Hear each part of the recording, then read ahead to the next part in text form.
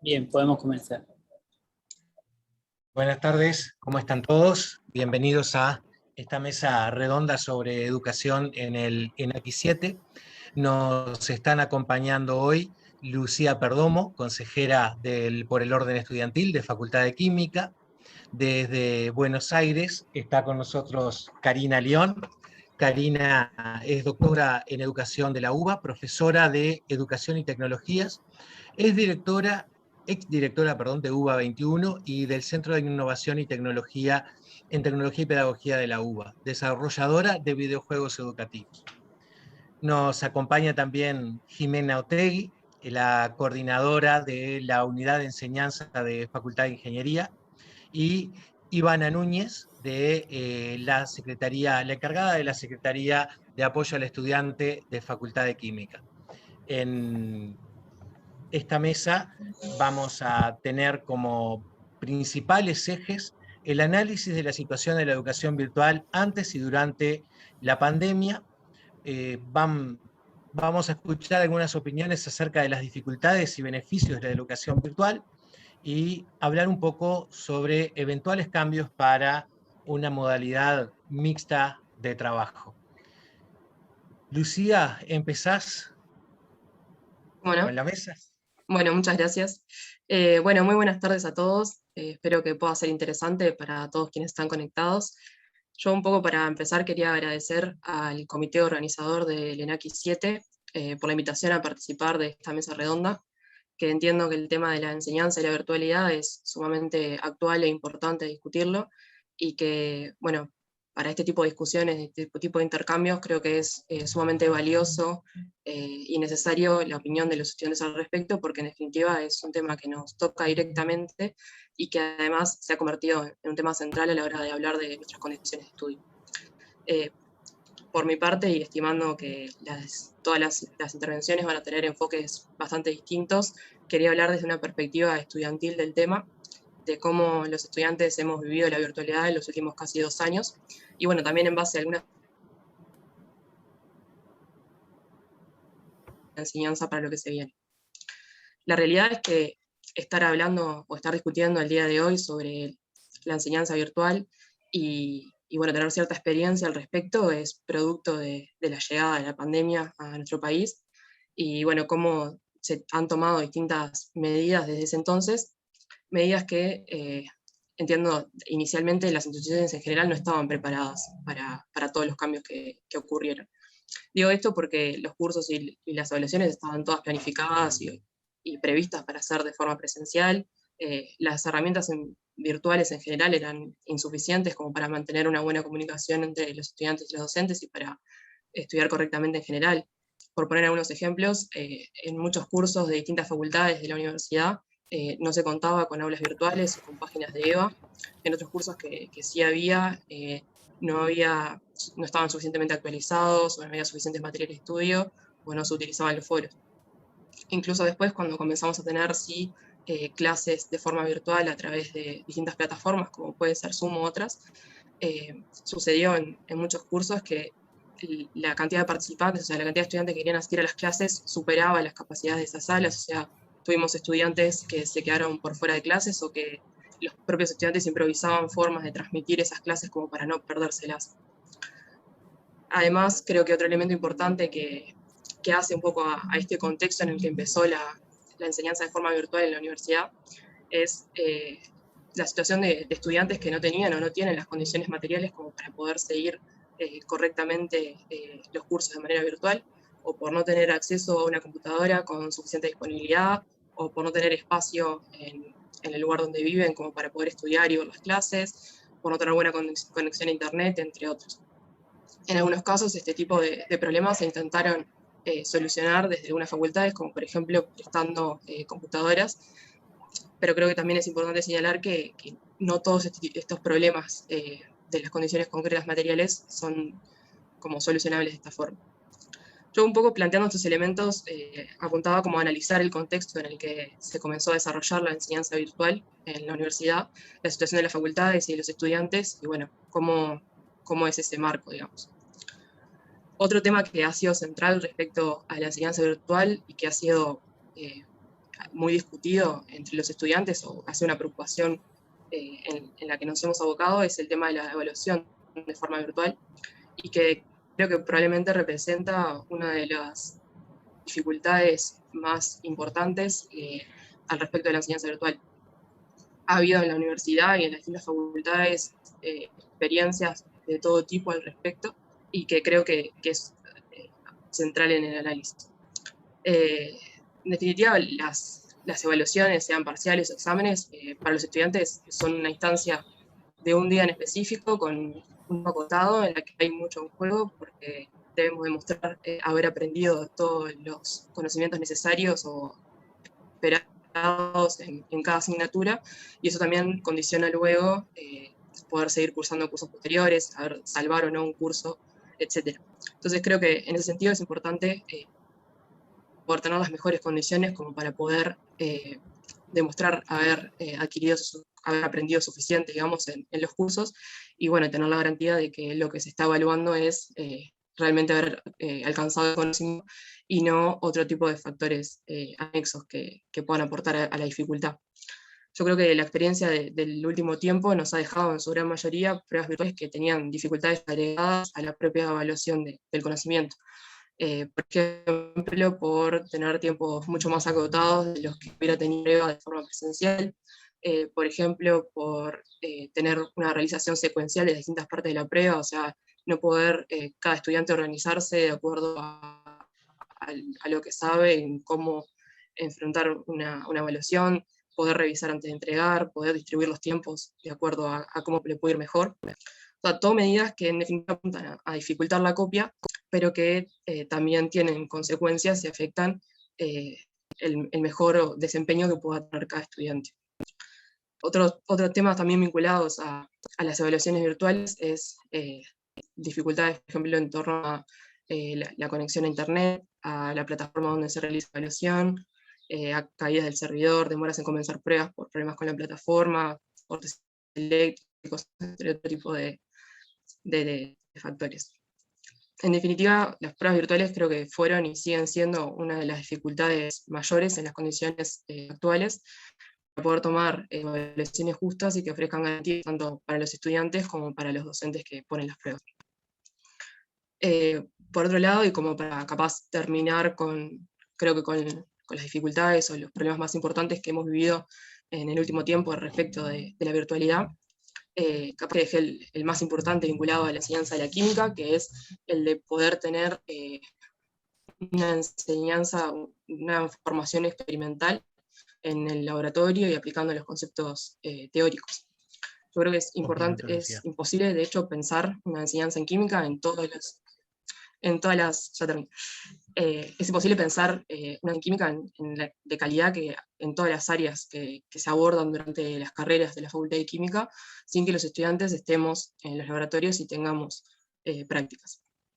Así que, bueno, poco para pasar a cuáles creo que han sido los beneficios o los mayores positivos que ha traído la enseñanza virtual.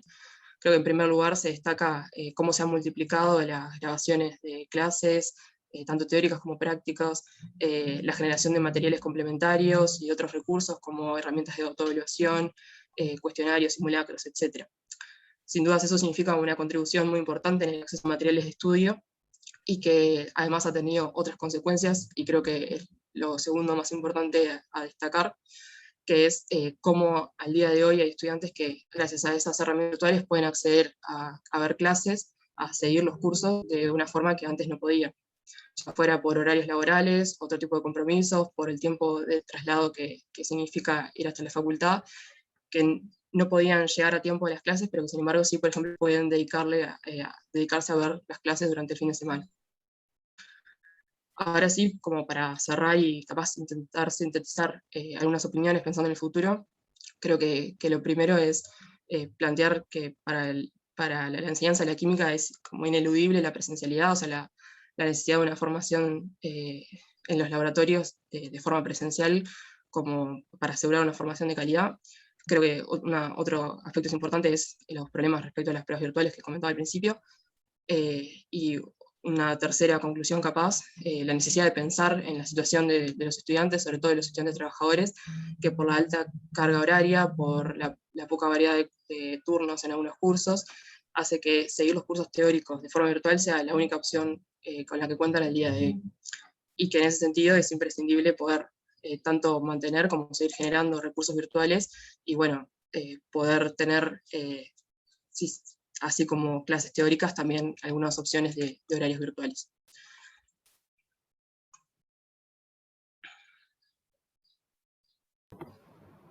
Gracias, Lucía.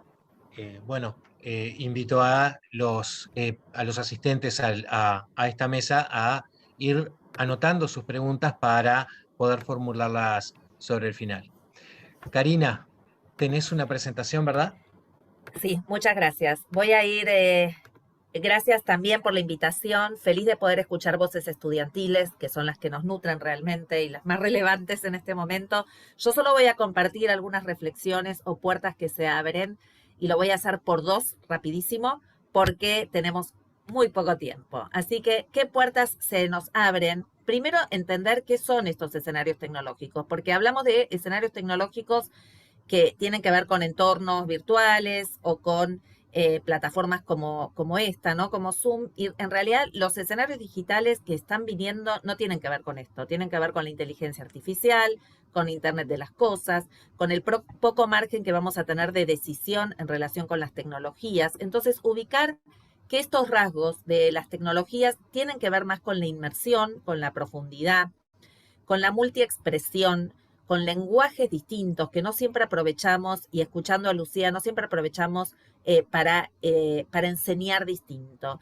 Eisner nos decía que las ideas, la base de las ideas, tienen que ver con la experiencia justamente, pero esta experiencia es multisensorial. Usamos un montón de sentidos para construir ideas, ¿no? El sentido de la vista, el olfato, los que tenemos. Y esta expresividad se pierde a lo largo del sistema educativo en pos de lo textual, ¿no? Texto, matemática, las disciplinas como consideradas más relevantes en algún punto, y perdemos de vista que las tecnologías nos ofrecen múltiples lenguajes, también para mostrar aprendizaje. Podemos mostrar que aprendemos con un meme, con una tabla, con un relato, con un podcast. Y toda esta multiexpresividad no siempre es utilizada a la hora de pensar en todo su valor las tecnologías. Pero las tecnologías están cada vez cercenando lo que tiene que ver con la toma de decisiones. Los algoritmos lo que van mostrando es que las mediaciones cada vez son más sencillas y más simples. Del DOS al hoy cada vez tenemos más fácil el acceso a la información, y esta facilidad en el acceso a la información esconde la complejidad del proceso de construcción del conocimiento. Creemos que porque accedemos a información o mostramos un video se construye conocimiento, y la complejidad de ese proceso es la que no estamos atajando hoy en pandemia, prepandemia, y espero que sí la atendamos pospandemia, ¿no? La información está fragmentada, trabajamos en muchas plataformas, pero el sujeto es uno que tiene que hacer converger esos pedazos que están en YouTube, en Zoom, y trabajarlos en una mediación que es mucho más compleja, en entornos que van a ir para la hiperpersonalización. Los algoritmos en los próximos entornos van a darte el recorrido que vos querés ver. Además, con computación afectiva, te van a leer tu cara, reconocer facialmente tu cara, y van a transformar esto en un recorrido personalizado. ¿Qué queremos nosotros? ¿Qué queremos nosotros como universidad frente a estos avances? Pero además, ¿qué queremos de estos aprendizajes? Yo pensaba, y en algo que Lucía decía, que a mí me preocupó en la pandemia, y es que perdimos la confianza. Perdimos la confianza en los estudiantes. La pregunta no era cómo aprenden, la pregunta era si se están copiando. ¿Es esa la pregunta que nos tenemos que hacer? Yo la traigo acá para debatirla, ¿no? La pregunta es ¿cómo aprenden? Y la complejidad de los aprendizajes que le toca a nuestros estudiantes no es solo la teoría práctica, no es solo el laboratorio, tiene que ver con que Internet imprime una horizontalidad donde no hay jerarquías. Toda la información está a igual nivel. ¿Cómo van a jerarquizar? ¿Cómo van a construir conocimiento valioso frente a un mundo fragmentado, donde lo que prima es la asociación y no la comprensión? La asociación de ideas, que tiene que ver con esta horizontalidad.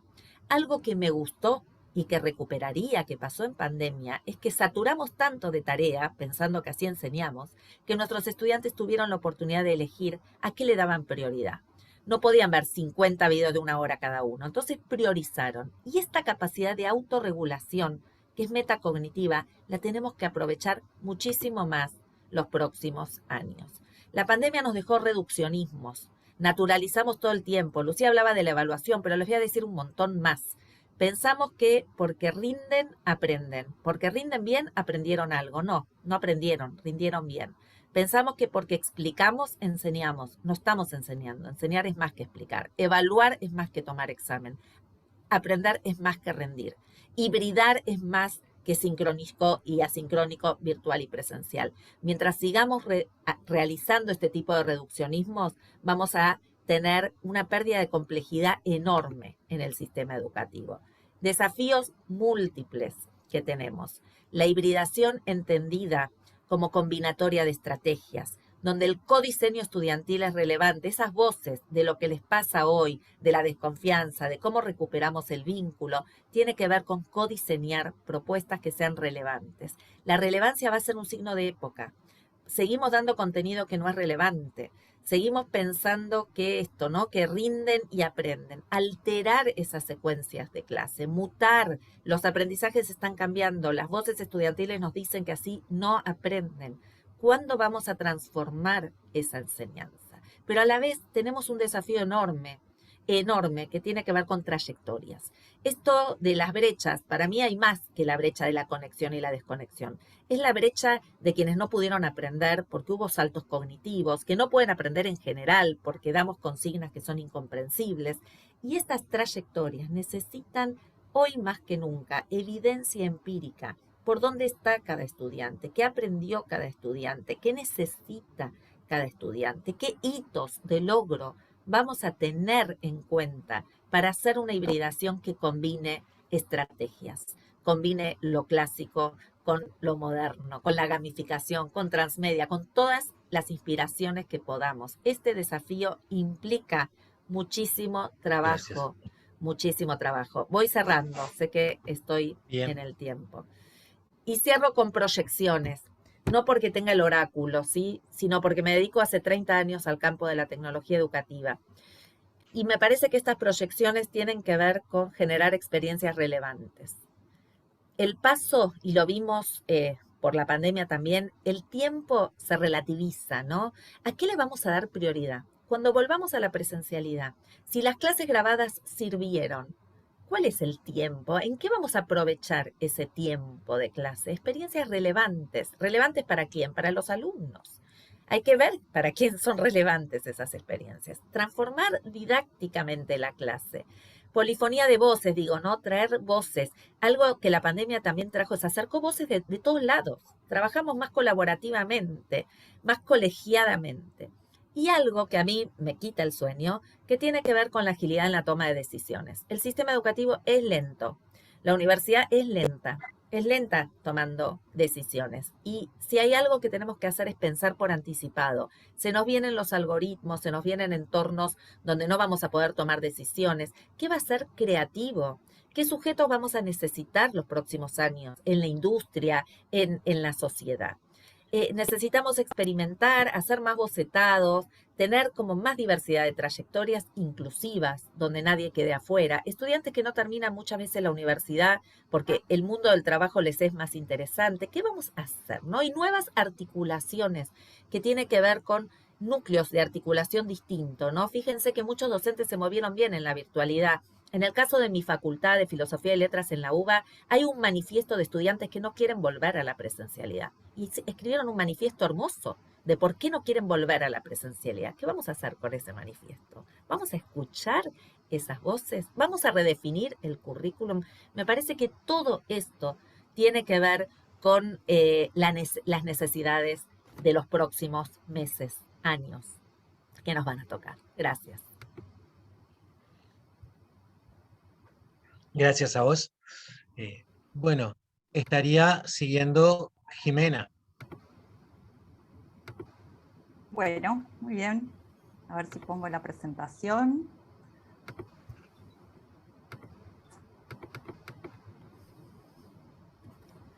¿Ahí se ve bien? Te ves muy linda, Bueno, gracias. pero no veo la presentación. Ah, ¿no ves la presentación? Ah, porque no la estoy compartiendo, pero quería robar cámara. ¿Me pueden descontar estos minutos? A ver. Ya voy.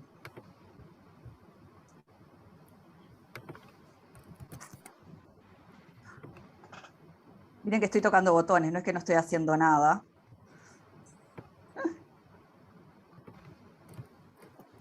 Ahora sí. Ahora dicen que sí. Bien. Bueno, entonces, ¿puedo empezar? Bueno, tenemos muchos puntos en común con las presentaciones anteriores. La mía la armé un poco en base a la experiencia dentro de Facultad de Ingeniería y desde un lugar que es el de ser integrante de la unidad de enseñanza de la facultad. Entonces, a partir de ahí, comparto muchas de las reflexiones y parte de las proyecciones que hicieron Lucía y Karina. ¿No?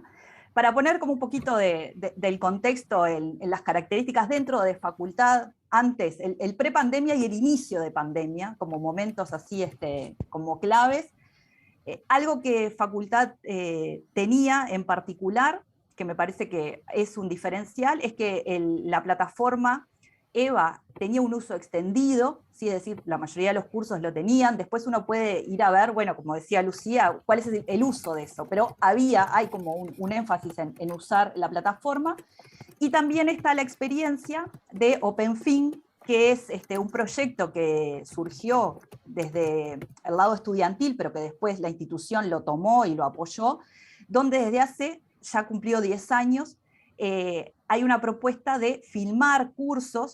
Se empezó por los teóricos y después se fueron agregando otros cursos para poder disponer de ese material para los estudiantes que no podían ir a clase. O sea que algo de lo que sucede ahora ya había aparecido como tensión dentro de facultad, pero eso generó como un momento pre-pandemia con una base buena para seguir a cuál momento, al inicio de la pandemia, que fue ese primer, resolver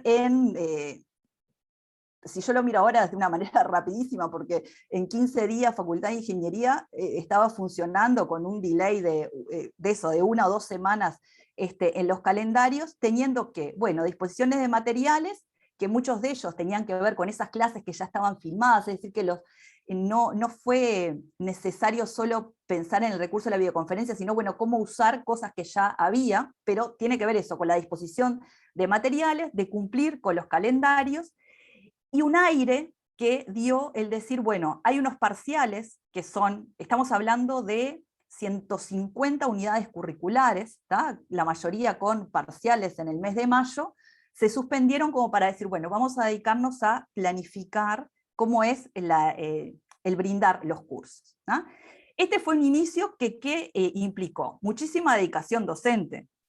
Un consejero en facultad lo dijo muy bien, es como muy representativo cuando dice, salimos ahí, ¿por qué eso se logró en 15 días? Porque salimos con la energía y con la velocidad de quien va a correr los 100 metros llanos, después eso se transformó en una maratón. ¿tá? Y entonces el tema es cómo después uno sostiene y puede hacer eso, pero hubo ahí como un montón de energía, hubo desde el lado de la unidad de enseñanza apoyo para tratar de repensar los cursos que, como bien decían, no estaba nada pensado para la virtualidad, y entonces es una salida de emergencia. Una unidad de recursos informáticos que también tuvo que robustecer todo lo que tenía que ver con servidores y con que el EVA, que se iba a usar muchísimo más que antes, permitiera el trabajo. Ese equipo de OpenFin, que muchas veces hasta antes de la pandemia tenía que golpear las puertas, pero por favor, déjate grabar tus clases para compartirlos, y ahora tenía una demanda de que todos querían que grabaran sus clases. Y toda una cuestión también de gestión administrativa que hace que se adecúen un montón de cosas para poder resolver. Pero el tema de esto es el inicio. Ahora bien, la pandemia duró mucho, ¿no? Fue larga. Entonces hizo aparecer un montón de tensiones que ustedes ya las nombraron antes, que en muchos casos es marcar más cosas que ya se veían. El tema de bueno, sincronicidad y asincronicidad, como que ese fuera lo significativo, pero bueno, la idea es después pensar qué pasa en esos tiempos síncronos y en esos tiempos asíncronos. ¿Cuáles fueron las principales tensiones? Bueno, todo lo que tiene que ver con la asistencia y la participación de los estudiantes, muchas de las cosas atravesadas por lo que decía Lucía al principio, que también comentaba Karina, de las cuestiones que tienen que ver con los accesos, pero también lo que tiene que ver con las habilidades desarrolladas de los estudiantes para poder asistir y participar en un contexto que les es ajeno. Las demandas estudiantiles hacia los docentes, que a veces iban por la sincronicidad y a veces iban por la asincronicidad, y ver cómo es eso, cuando en realidad muchas veces esto es como algo que da cuenta, en realidad de manera superficial, de otras cuestiones que hay atrás que tienen que ver, bueno, cómo se usan los espacios, ¿sí? Los espacios de encuentro con los estudiantes. El otro tema que estuvo mucho en tensión, que es, bueno, dispongo de los materiales, ¿sí? Pero ¿hay autonomía estudiantil para saber qué hacer con esos materiales? Como decía Karina, bueno, hay muchos estudiantes mostraron esa capacidad de autorregulación y de jerarquización, y decir, bueno, yo no puedo ver todo esto, aunque lo vea a 5 por, pero cómo con eso voy a trabajar, voy a aprender. Y ahí lo que también aparece es el tema de cuál es el rol docente. Es decir, ahí aparecen tensiones, eso, bueno, ¿qué hace? Está el extremo donde están los materiales, chiquilines, lean y manéjense, y hay clase de consulta y vengan a consultar. En general eso no funciona. Repetir todo lo mismo que hay en los materiales tampoco funciona. Bueno, el docente tiene ahí una tarea de repensarse en cómo hace para articular esos espacios. El otro tema que estuvo en juego, aunque yo creo que poco, teniendo en cuenta cómo debería haber sido su relevancia, es cómo adaptar el tema de los contenidos a una situación de emergencia. Hubo muy pocos recortes de contenidos, hubo pocas experiencias genuinas de transformación del currículum para adaptarlo a la situación de emergencia.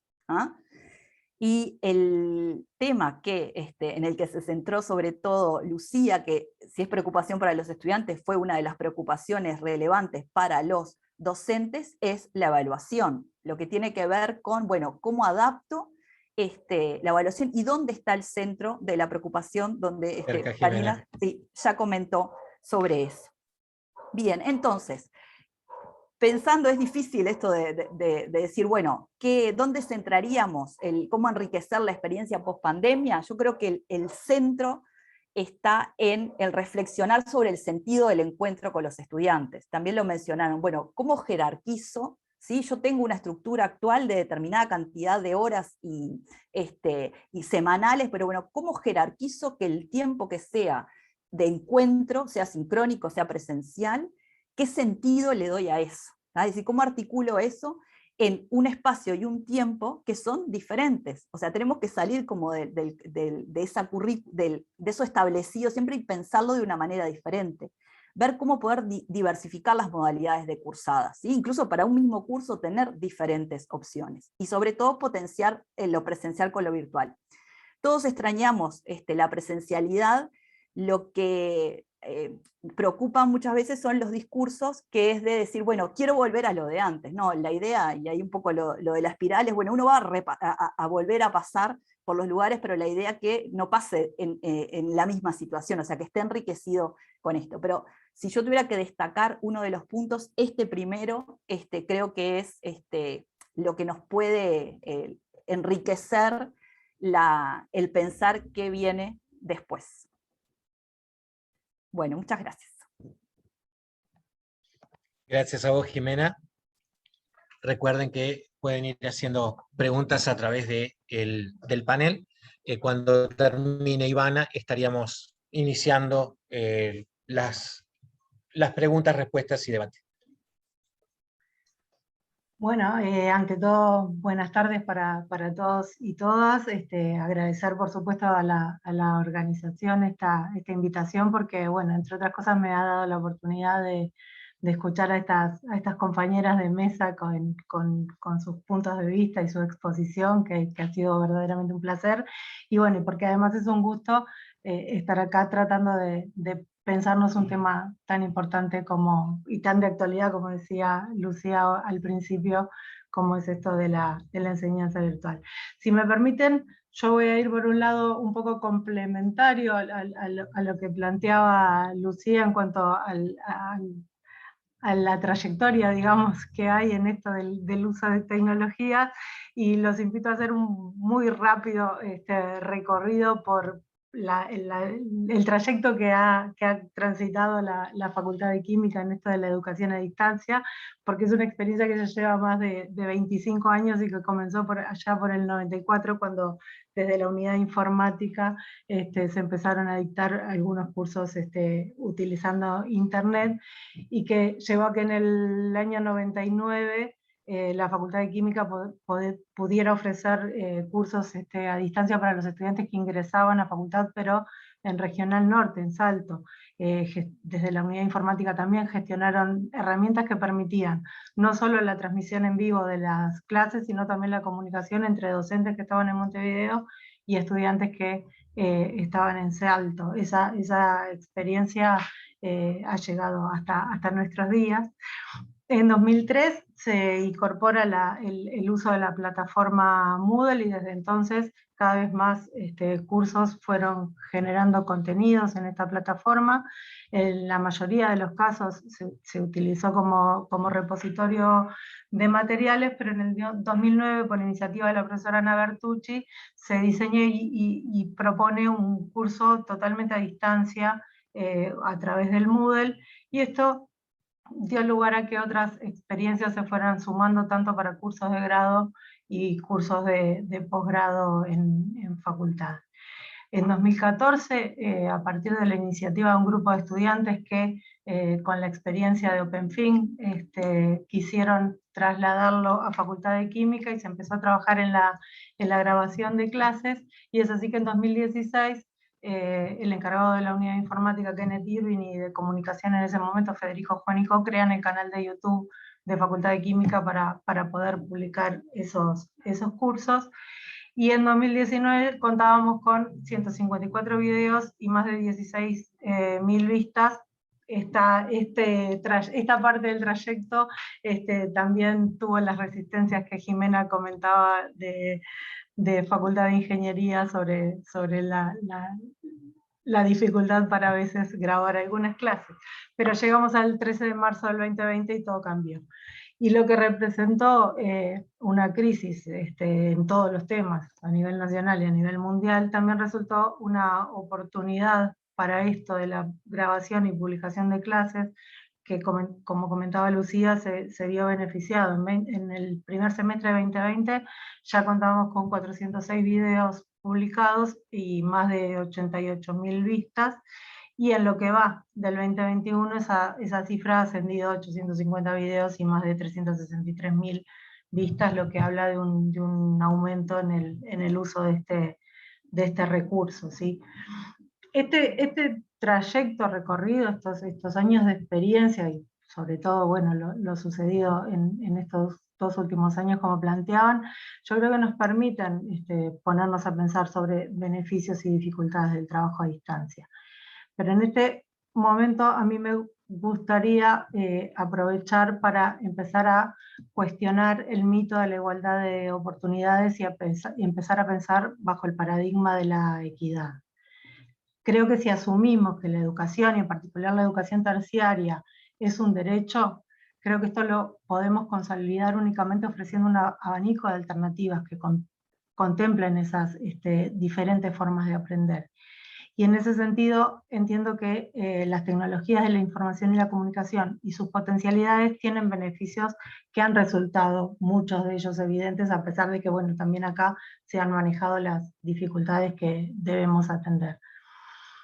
Por supuesto que esto implica repensar nuestras prácticas, tomar contacto con las con las herramientas, producir otros medios o alternativas para trabajar los contenidos, y obviamente requiere de mucho tiempo y esfuerzo. Pero la realidad es que afortunadamente a la universidad está ingresando una población cada vez más heterogénea, y entonces nuestro futuro, porque ya lo es el presente, será atender a esta diversidad. Y el cambio más relevante que me parece que nos debemos en esta línea es un cambio de tipo cultural. A mí me parece que es una buena oportunidad para amigarnos con el desafío, este desafío de repensar nuestras prácticas, de pensar alternativas, de buscar aquellas oportunidades o aquellas herramientas que nos permitan mejorar nuestra enseñanza. También apropiarnos de los logros, por supuesto, porque si bien hemos manejado esto que decía, de las que planteaban las compañeras, de las dificultades que hemos tenido, también ha habido logros. Y acá les voy a pedir, si me permiten, abrir un paréntesis para proponer organizarnos en un encuentro que justamente nos permita compartir experiencias, que nos permita sociabilizar las lecciones aprendidas, tanto los logros como las dificultades que hayamos tenido, porque me parece que fortalecernos en ese sentido puede ser una buena herramienta para avanzar. Y por supuesto, esto de entender y aceptar fundamentalmente las necesidades de aprendizaje que tienen nuestras y nuestros estudiantes. Creo que en la práctica uno de los primeros pasos menos ambiciosos que podríamos dar es la curaduría de contenidos, es decir, la red tiene infinidad de información en múltiples formatos que nuestras y nuestros estudiantes ya consumen. Julio Profe, Khan Academy, el RAP del ciclo de Krebs, ya terminó. Tantos otros que seguramente desconocemos, no podemos ni nombrar, ellos ya los utilizan. Entonces nosotros lo que podemos hacer es esa selección de materiales y de recursos que sean de calidad, del mismo modo que indicamos la lectura de la página de un libro o compartimos un artículo científico para trabajar un tema, podemos compartir contenido digital que nos permita otras formas, que nos dé otras oportunidades. No estoy hablando de sustituir, no, para mí es una falsa oposición lo sincrónico, lo de la distancia. Yo creo que es una buena oportunidad de pensar en complementar, en esto que decía anteriormente. Brindar un abanico de recursos que atienda las distintas posibilidades de aprendizaje. Y para cerrar me gustaría compartir una frase que para mi gusto encierra mucho de lo que son las potencialidades de la educación a distancia. Muchas gracias. Bueno, muchas gracias a los panelistas por las presentaciones. Tenemos dos preguntas formuladas. Una de ellas habla de las clases masivas. Creo que es planteada, que en sí las dos preguntas que hay son planteadas para casa. ¿Cómo replanteamos las clases masivas? ¿Cómo tenemos en cuenta las necesidades particulares de los alumnos en cursos? 150 estudiantes, más de 150 estudiantes. ¿Hay un replanteo? ¿Cómo estaríamos posicionándonos ante esta situación?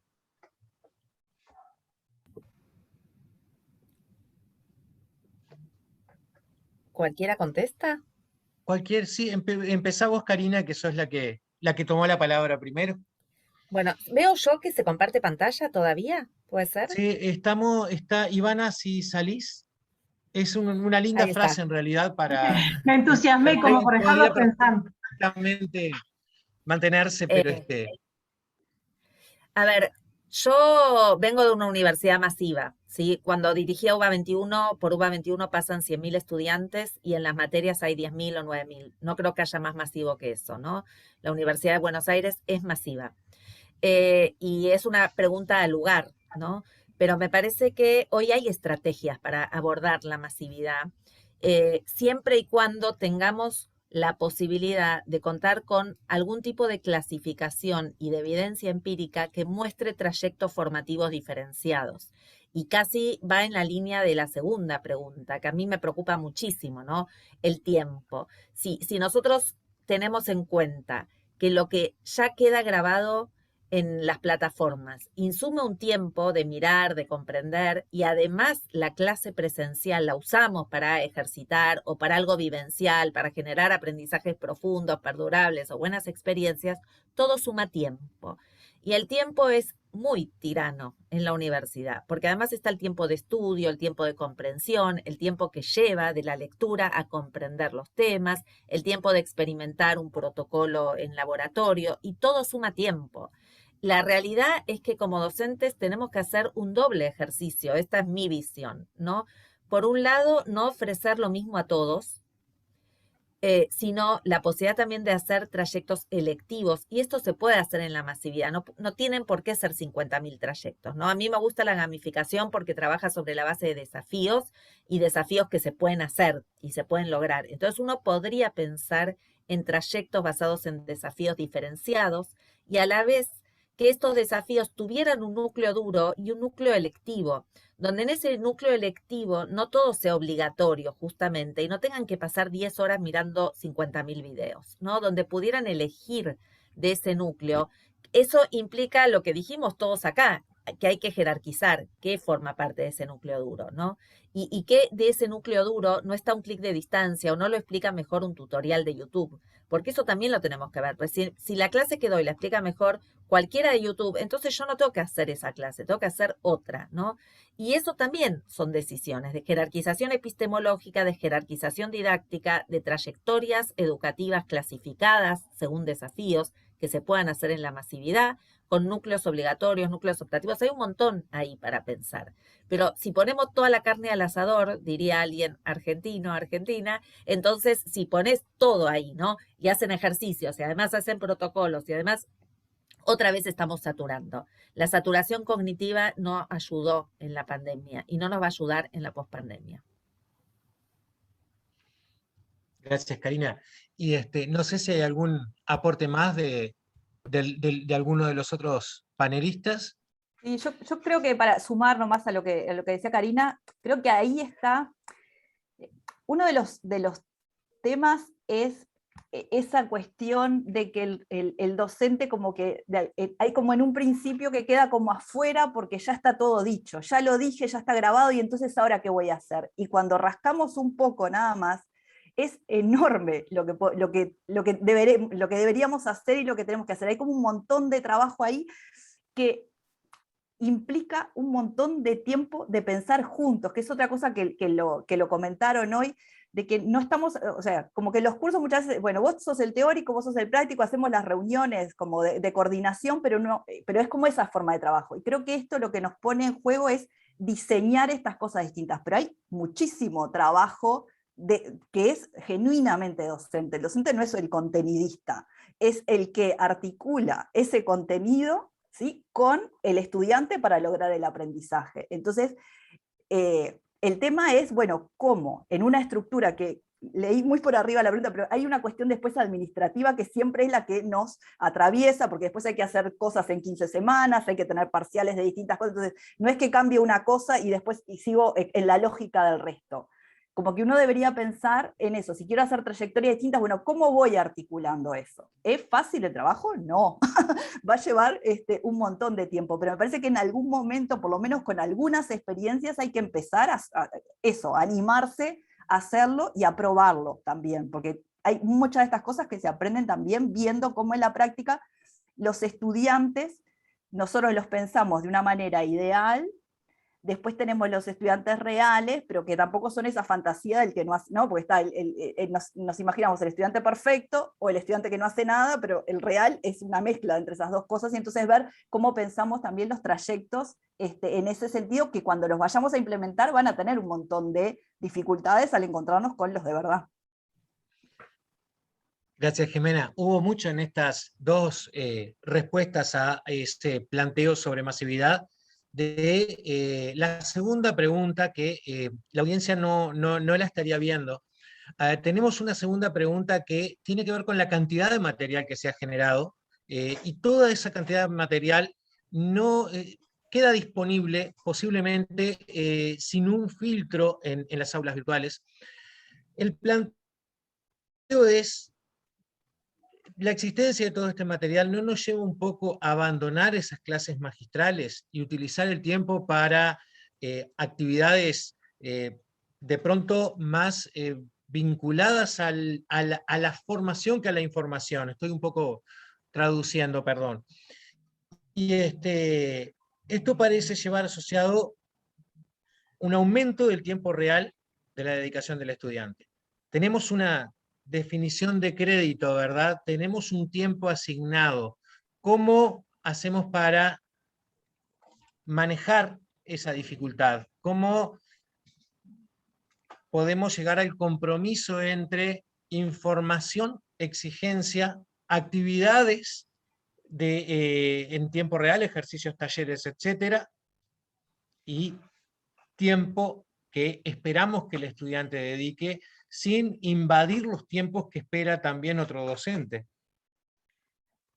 Bueno, si me permiten, en realidad, me parece que parte de lo que comentó Karina en su respuesta anterior tiene que ver con esto, y también algo que mencionó Jimena en su presentación, que habló de adaptarnos realmente a trabajar los contenidos de una manera diferente.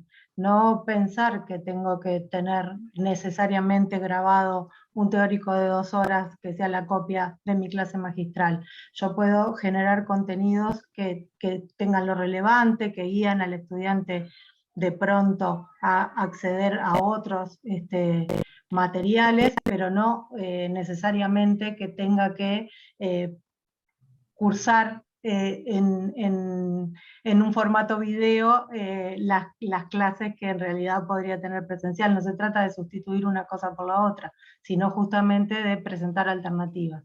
Y dentro de esas alternativas, o bien el recorte de contenidos que pueda pensarse y que pueda realizarse, o bien transformar los materiales en polimedias, u otros tantos recursos como decía Karina hoy, hay tanto tutorial y cosa en YouTube que está tan bien armada y con tan buenos recursos, tan ilustrativos y que se entienden tan bien.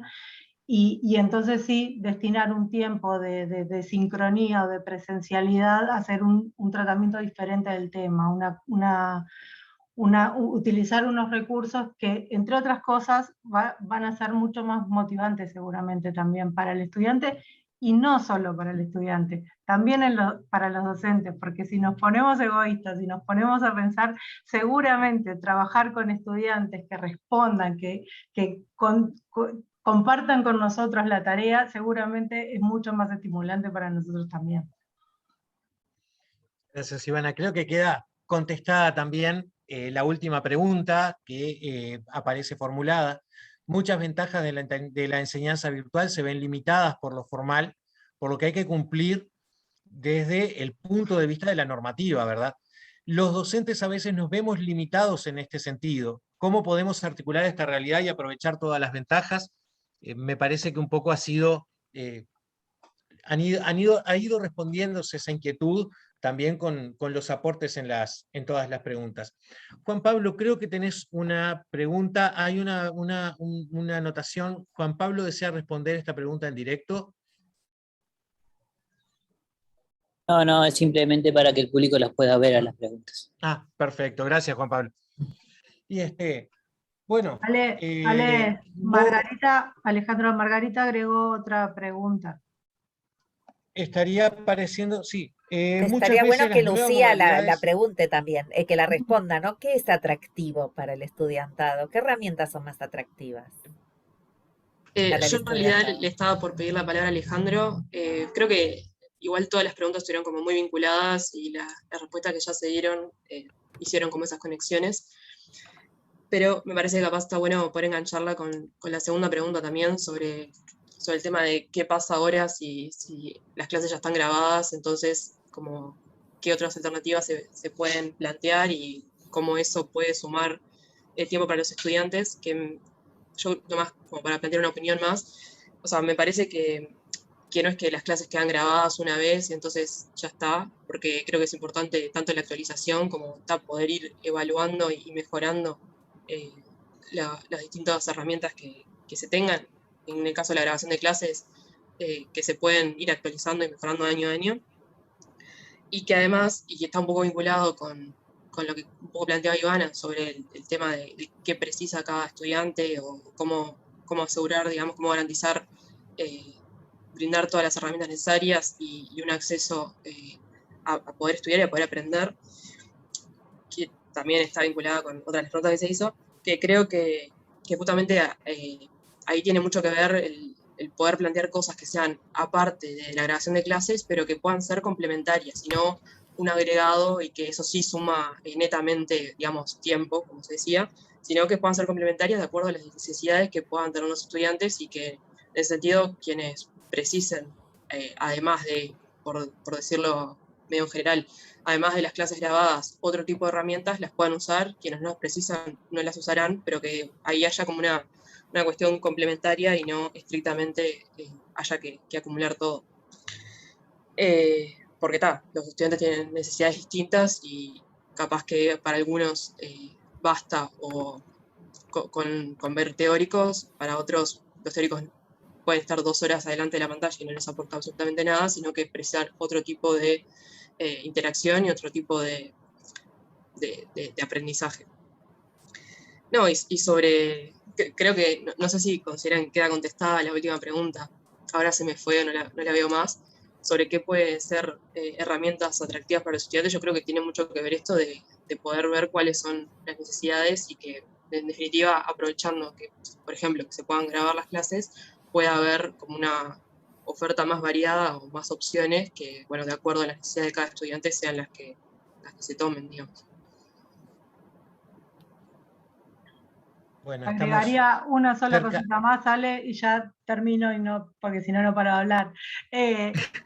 Creo que como no todos los años nos llegan los mismos estudiantes, no siempre hablábamos hoy de esto de que tenemos una población heterogénea. Yo creo que, entre otras cosas, también hablar con los estudiantes, escuchar qué cosas les pasan en los cursos, en nuestros cursos, es importante. Se aprende mucho de cómo podemos mejorar hablando con ellos. Yo subiría la apuesta, no solo hablar, invitarlos a que coparticipen y codiseñen, porque muchas de los estudiantes hoy tienen ideas brillantes, que también por qué no tomarlas, ¿no? Como para que la clase realmente les sirva constructivamente, ¿no? Y parte de esas herramientas hoy, muchas las conocen ellos más que nosotros, ¿no? Entonces también, y hacerlos un poquito responsables de su propio aprendizaje, ¿no? Porque eso también, y con el perdón de Lucía, a veces pasa que cuando los docentes innovamos en nuestras clases, los estudiantes nos piden la clase tradicional. Y eso también para mí es un diálogo que hay que construir, ¿no? Muchas veces la innovación didáctica no va de la mano de va de la mano de la disconformidad, ¿no? Estudiantil. Y eso es un diálogo que también nos debemos, docentes y estudiantes. Bueno, subir la apuesta creo que fue una frase ideal para un cierre, ¿verdad? Muchas gracias, Karina, por traerla. Realmente creo que la pandemia nos hizo subir la apuesta y nos hizo subir la apuesta muy alto. Y bueno, digo, creo a lo largo de todas estas presentaciones y de todas estas preguntas, respuestas que se fueron dando y que se fueron tomando un poco de cuerpo, creo que me gusta mucho ese final, a seguir subiendo la apuesta. ¿Verdad? Estamos muy cerca del tiempo final. No sé si alguien quiere subir la apuesta un poco más alto todavía. Si no, bueno, les agradezco mucho todos sus aportes y bueno, yo espero que todos los participantes hayan visto colmadas sus expectativas. Entró una pregunta más. Me Karina, preguntan ¿nos por el podrías contar manifiesto. qué dice el manifiesto del que hablaste? ¿Por qué motivo no quieren volver atrás? Yo le sugiero igual que lo busquen, porque ese manifiesto está bastante público, el de estudiantes de la Facultad de Filosofía y Letras, donde yo estoy. Hay 9 facultades, hay 9 carreras, perdón, Geografía, Historia, Licenciatura en Educación, Bibliotecología, Filosofía. Y es interesante porque el manifiesto no partió de los estudiantes de educación, partió de otra carrera. Es interesante porque no solo marcan el tema del tiempo que les lleva ir a la facultad y volver, ¿no? Que en muchos casos es muchísimo, porque en la ciudad de Buenos Aires podés estar 1 hora para ir a un lugar y otra hora para volver, sino que marcan justamente que aprendieron un poco más, como que los docentes sintieron que hubo un esfuerzo de los docentes por tratar de que se entendieran los temas, por ejemplo, ¿no? Y que al hacer pública la clase, por ejemplo, ¿no? O al tener que hacer el esfuerzo de ponerla en un campus virtual o de grabar, fueron mucho más claras que la clase presencial. Hay un montón de cuestiones ahí entramadas que algunas son didácticas, ¿eh? No todas son por el tiempo que lleva o por comodidad. Tiene que ver con que entendieron más o que hubo un esfuerzo docente mejor percibido de cómo por la comprensión del estudiante. Había como una mirada más puesta en ver si entendían los temas, que esa pareciera que no está en la clase presencial, donde por lo menos ellos señalan que en la clase virtual hubo como un poco más de empatía, ¿no? Además, un poco más de interesarse por cómo estaba el estudiante y preguntándole cómo estás, que en la clase presencial vos entrás y te pones a hablar y muchas veces ni te importa cómo está el estudiante, ese tipo de cosas, de distinta índole, que me parece que nos traen un desafío enorme, ¿no? También para la docencia. Karina, en todo caso, si tú nos lo puedes enviar por mail, nosotros lo podemos compartir a través de los distintos medios para que también en la ¿Cómo no? UDELAR se conozca. ¿Cómo no? Para que lo tomen de ejemplo, acá Lucía lo puede llevar al estudiantado y hacer un manifiesto de la UDELAR. ¿Cómo no? Bueno, ahora sí, entonces no nos están quedando más preguntas. Muchas gracias a todos por la asistencia y a los panelistas por sus interesantísimos aportes. Muchas gracias.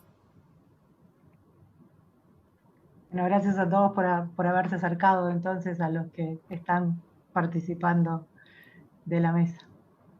Gracias. Terminamos, ¿no? Está grabándose todavía. Sí, No, está. no sé porque veo como otras pantallas. Sí, Juan Pablo.